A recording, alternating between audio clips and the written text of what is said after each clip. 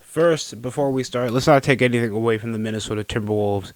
All because the NBA champions, the previous champions, lost. That was, by the way, the fifth different team to win an NBA title. Nikola Jokic got a surprise. The Timberwolves were outstanding this series, played aggressive, kept their heads high even though blowing a 3-game deficit after they led over 2 in the series and became over a dogfight, showing why the Timberwolves were one of the most breakout teams of the Western Conference and why the Nuggets still were the defending NBA champions. Going over to a Game 7, showing up and coming back over a 20-point lead is possibly one of the best moments that happened in franchise history, making it to your NBA, to your Western Conference final appearance since 2004. My brother was born the same year of this series, guys. So nothing to take away from Anthony Edwards. Outstanding series, but the lambasted assault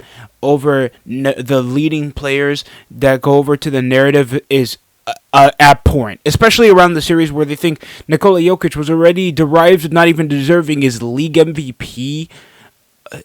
For the third time over in 4 seasons, after dominating over in the center position while being a contributing piece over an offensive team, and a narrative just over fatigue, all because you win league MVP means you're always going to be the most popular player in the league, makes no sense. Nothing to get rid of Shai Gilgeous-Alexander's outstanding breakout season to lead the Thunder to the top seed in the Western Conference, or Luka Doncic's scoring masterpiece while possibly thriving, while getting the Mavericks to a conference finals appearance. We finally have 2 teams.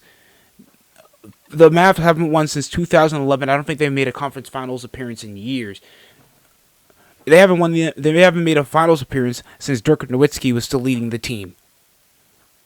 While the Timberwolves, I don't think in franchise history ever made it to a finals appearance, losing in the Western Conference Final against, I think it was the Los Angeles Lakers when they were trying to push over to a super team back in 2004 before they lost to the Pistons in like 6 or 5. And now we're going to push over to blame because you lost in Game 7, by the way. Who said that isn't hard fought? Who said losing in Game 7 while still nearly averaging a triple-double over a majority of the series means that your best player is not trying? There's been no underperformances over Nikola Jokic, you could say, until Game 2. Since Game 2 of the playoffs against the Timberwolves. Let's put it over to Michael Porter Jr. just shooting enough bricks to make a whole projects, while only combined 25 points over his last 4 this series. Or why over in Game 7 it was only Jamal Murray and freaking Nikola Jokic in double digits in Game 7. Jamal Murray had 33. Jokic was with 35 with over 18 rebounds, putting up Josh Hart numbers. Besides that, who says that dropping over 15 boards is not trying? The domesticated assault, all because Jokic is probably not the picture perfect face of the league because of his build, his demeanor, his attitude. Doesn't really scream that much of a profitable face that even has him now supporting a Chinese brand to support his sneakers when he's been rocking Nike kicks since he got drafted into the NBA. He is far from an underwhelming player. He's literally the contributing offensive part of the Nuggets' whole driving point, winning 2 other league MVPs over in the bat. He's better than majority of Hall of Fame centers that you can push over Shaq.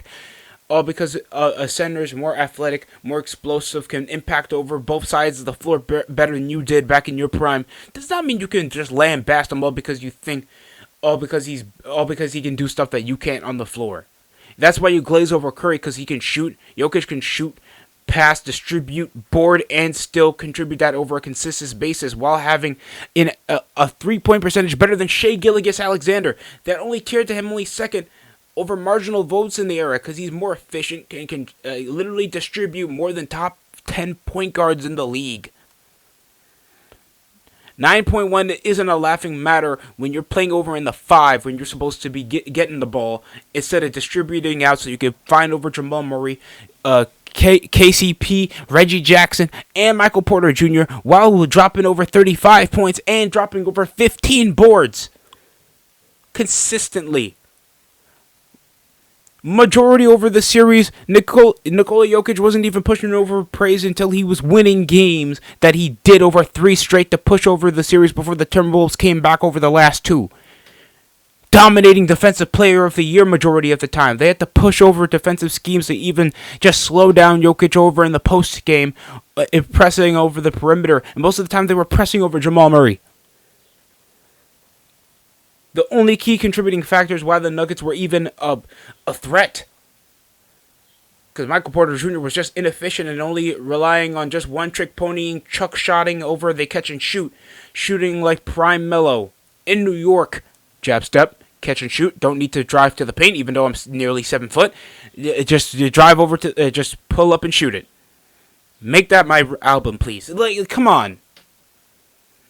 Reggie Jackson being inefficient, just a lack of minuscule depth. This is obviously not the defending champion Nuggets squad.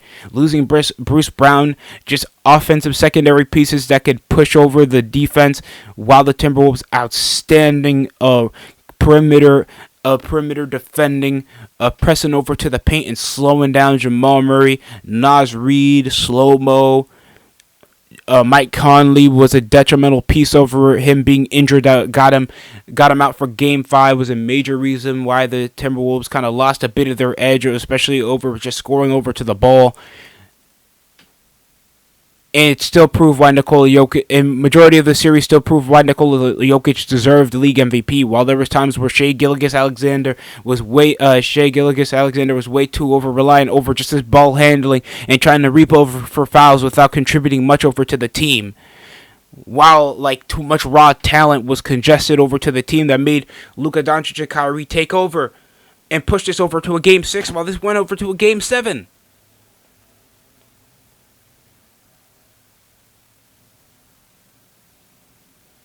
Nuggets, all they had to do was get the job done. That's a team aspect. That's not just an individual aspect. So I don't want to hear just the slander, all because boo-hoo, your vocal minority ascended you to just think that another nigga deserved to win the league MVP. And I'm going to just say it, because I feel like that's it. You just want a nigga to win the league MVP. That's it. Anybody else pressing over to those numbers all because you averaged 30 over to the game. It's like the same thing with Carmelo Anthony. You led your team into the playoffs. You dropped 20.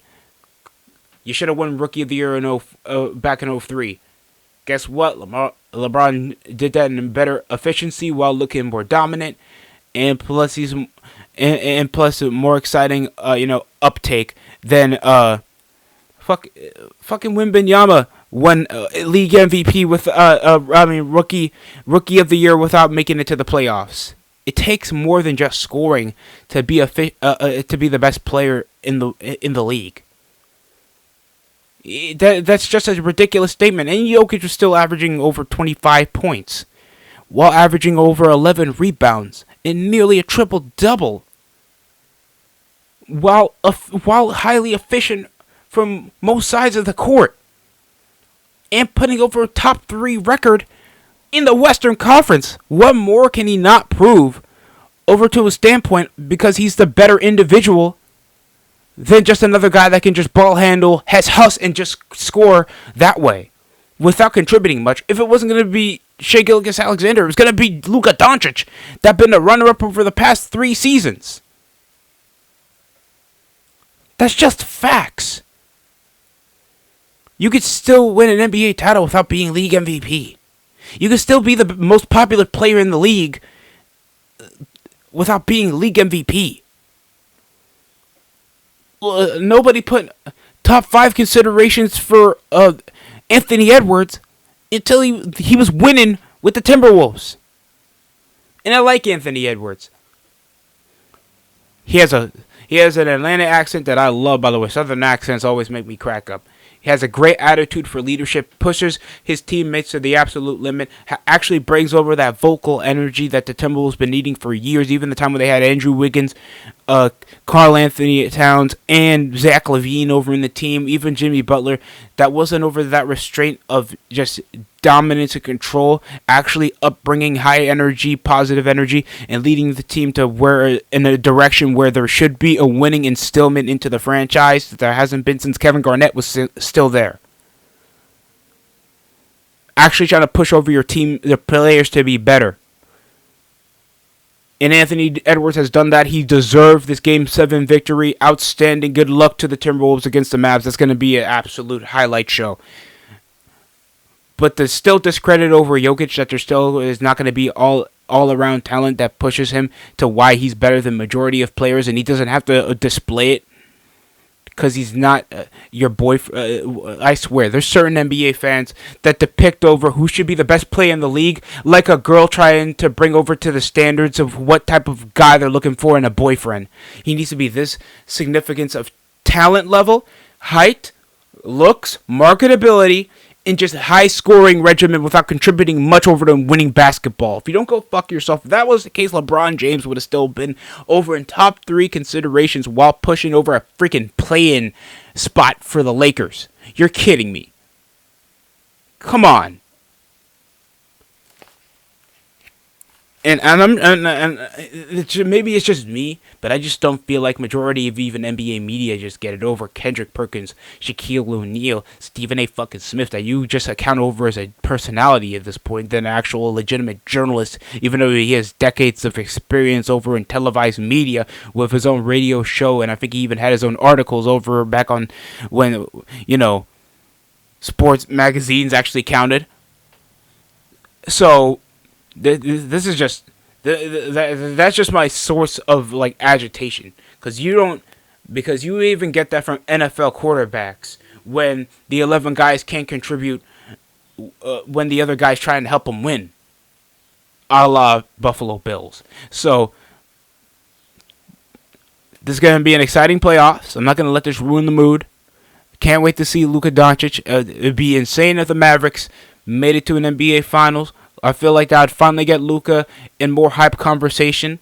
If he made it to an NBA Finals, if he won the NBA Finals, it would be very exciting to see if the Timberwolves will make it. I bet the Minnesota fan base will be absolutely ballistic, knowing that they probably have a guy for the next possible 10 years of their franchise if they even get it done or even make it to the NBA Finals. This is with a lot of speculation to know who would be the next big thing in the NBA, especially over in the Eastern Conference Finals side. If Jason Tatum can finally get it done, knowing that you got newer, younger teams that aren't established as that Warriors team they played back in 2022, knowing they're coming still with the best record in the NBA, and other all-around depth goes to them, while facing off against a fast-paced Pacers squad that went over to a Game 7 against a battered Knicks squad.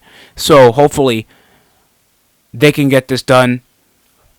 Like, comment, subscribe for more. How you guys felt about this playoffs? You guys feel like Nikola Jokic is possibly the most disliked league MVP in the NBA for no reason, or you think there's a legitimate reason why he didn't deserve the league MVP, even after the playoff series with the Timberwolves? That's it from me. Like, comment, subscribe for more here on the channel. That's it from the DST Show.